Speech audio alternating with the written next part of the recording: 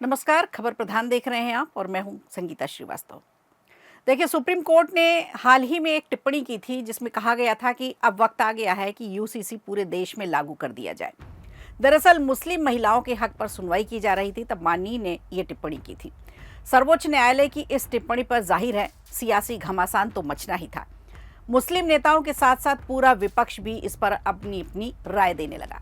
फिलहाल एआईएमआईएम के प्रमुख असदुद्दीन ओवैसी से जब इस पर राय देने के लिए बात की गई, उनसे पूछा गया तो उन्होंने कहा कि इस्लाम में शादी महज एक कॉन्ट्रैक्ट है, ये जिम्मेदारी नहीं है।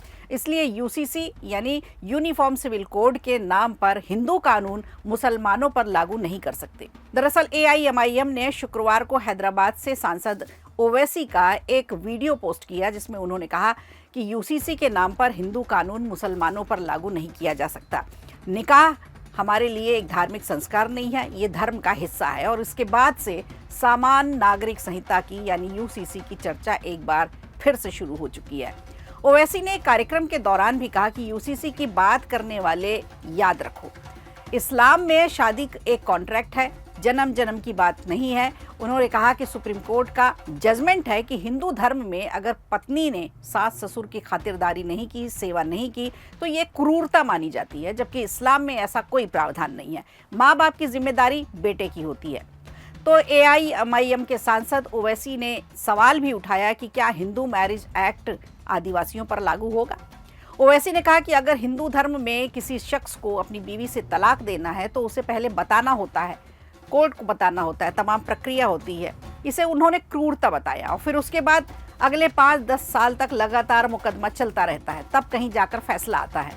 तो वैसे पूरी तरह से यूसीसी के फैसले को नकारते हुए नजर आए, सुप्रीम कोर्ट के बात को, सुप्रीम कोर्ट की टिप्पणी को नकारते हुए नजर आए और पैरवी इस्लाम के हिसाब से वो कर रहे हैं। जफिया जाफरी का नाम लेते हुए भी ओवैसी ने उन्हें घेरने की कोशिश की।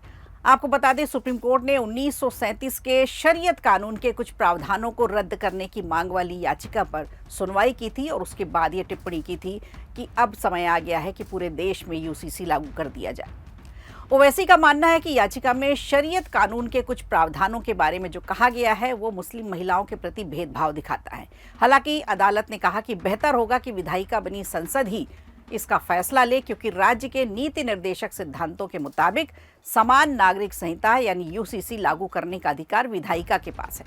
हालांकि उत्तराखंड देखिए एकमात्र ऐसा राज्य है जहां धामी सरकार ने इसे लागू कर दिया है। सीएम पुष्कर धामी के फैसले को केंद्रीय गृह मंत्री अमित शाह ने ऐतिहासिक कदम भी बताया।